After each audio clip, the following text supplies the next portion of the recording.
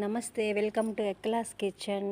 Today వచ్చి ఇది కౌరవ పాండవ పుష్పం అంటండి. ఇది చూడండి, ఎక్కడంటే అక్కడ పిచ్చి మొక్కలుగా మలిచే చెట్టు. ఇది చాలామందికి తెలియదు. నేను రీసెంట్గానే తెలుసుకున్నాను. ఎంత బాగున్నాయో కదా ఫ్లవర్స్. ఇదేంటంటే కింద అన్నీ కూడా 100 రేఖలు ఉంటాయంట. పైన వచ్చి 5 పంచపాండవులు. ఆ పైన ఒక చిన్న బుడుపులాగా ఉందన్నమాట, శిఖరంలాగా. అది వచ్చి కృష్ణుడు అంట, శ్రీకృష్ణు వారంట. ఇది కొద్దిసేపే ఉంటుందండి ఇలాగా. మళ్ళీ ఏమవుతుందంటే ముడుచుకుపోతుంది అనమాట, ఒక కాయ రూపంలో ఫామ్ అయిపోతుంది. చూడ్డానికి చాలా బాగుంది కదా. ఒకటి తెంచుదాం.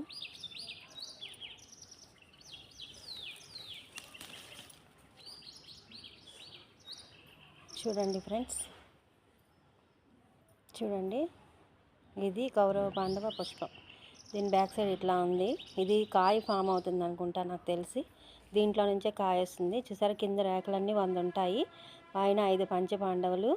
ఆ గ్రీన్ కలర్లో ఉండింది కృష్ణుడు. ఆ పైన వచ్చి దేవగణాలు అని అనుకుంటానండి. ఇది చూడడానికి చాలా అద్భుతంగా ఉందా. మరిన్ని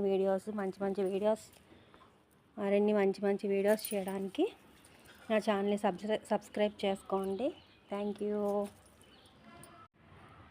చూడండి ఫ్రెండ్స్, దీని కాయలు వచ్చి ఇట్లా ఉన్నాయి. మనకి చాలా ఐడియా ఉంటుంది, పచ్చివి కాయలు ఇవి. ఇందులో నుంచే ఈ ఫ్లవర్ నుంచి ఇట్లా కొద్దిసేపు మాత్రమే ఇలా ఫ్లవర్లా ఉంటుందండి. మళ్ళీ ముడిచిపోతుంది. ఇది ఇలా కాయలాగా ఫామ్ అవుతుంది. ఇది పండిన తర్వాత ఇట్లా ఉంటుందన్నమాట. ఇది చాలామందికి తెలియదు ఈ పుష్పం గురించి. నేను రీసెంట్గానే ఈ మధ్యనే తెలుసుకున్నానండి. చాలా బాగుంది కదా. ఇది నచ్చితే సబ్స్క్రైబ్ చేయండి ఫ్రెండ్స్. Thank you.